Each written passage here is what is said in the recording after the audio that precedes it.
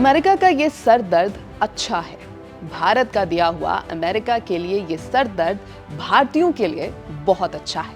नमस्कार, मेरा नाम है श्वेता शर्मा और आज बात कि अमेरिका और भारत में मिनी डील क्यों हुई, बाकी की डील का क्या।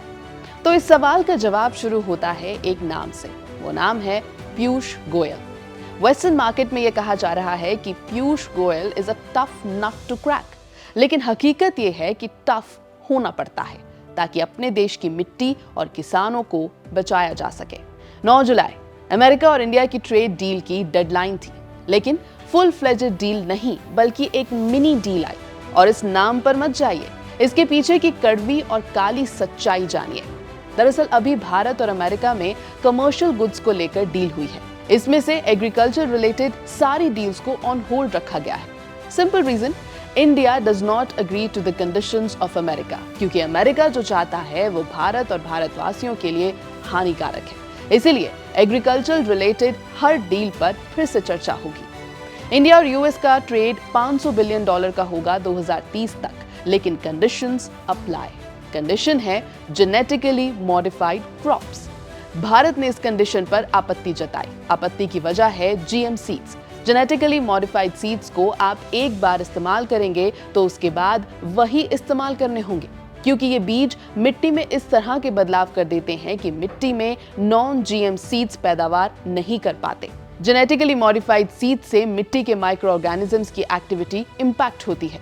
सॉइल इकोसिस्टम का बैलेंस हिल जाता है। जीएम सीड्स को इस साल बचाकर अगले साल आप इस्तेमाल नहीं कर सकते, इसलिए हर बार कंपनी से बीज खरीदने पड़ते हैं, यानी super dependence on the company. GM seed से पैदावार ज्यादा होती है, ये पेस्ट रेजिस्टेंट होते हैं, लेकिन ये एनवायरनमेंट से ऐसी छेड़छाड़ करते हैं कि वापस मिट्टी हेल्दी नहीं हो पाती। और भारत की 70% आबादी एग्रीकल्चर पर निर्भर है, यानी अमेरिका के लिए एक ह्यूज मार्केट जहां वो जीएम सीड्स बेचकर भारी भरकम कमाई कर सकते हैं। आपको बता दें कि अमेरिका 60 के दशक में व्हीट एक्सपोर्ट करता था, लेकिन अब एक्सपोर्ट करता है genetically modified corn, genetically modified soy, genetically modified canola और जेनेटिकली मॉडिफाइड कॉटन भी। 95% of US cotton is genetically modified and nearly same is for soy. और इसीलिए बेबी फूड से लेकर ब्रेड तक सब चीजें इनडायरेक्टली जेनेटिकली मॉडिफाइड बन जाती हैं। और इसीलिए अमेरिका में मोटापा, diabetes, PCOS, infertility, depression, heart failure, liver disease 1990 से बढ़ा ही है। और यहाँ आता है बिजनेस डील का फेज 2, यानी बीमारियों से आजादी। तो जीएम सीड से बीमारियां बढ़ी, यानी इंसान अब दवाइयों पर भी लाइफ टाइम के लिए डिपेंडेंट हो जाएगा। और यहाँ बड़ी बड़ी फार्मा कंपनीज पैसा बनाती हैं। सर्वाइवल किट्स दी जाती हैं, सब्सक्रिप्शंस दिए जाते हैं, लेकिन क्योर पर चर्चा नहीं की जाती।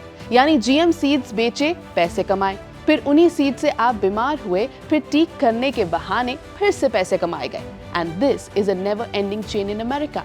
और इसी भूल भुलैया को भारत ने कहा ना कहा कि हमारी धरती को बीमारू धरती बनाना नहीं है। और इसीलिए चर्चा अभी जारी है। डील होगी तो भारत की शर्तों पर, ना कि अमेरिका के फायदे के लिए। एबीपी लाइव की इस रिपोर्ट में फिलहाल इतना ही।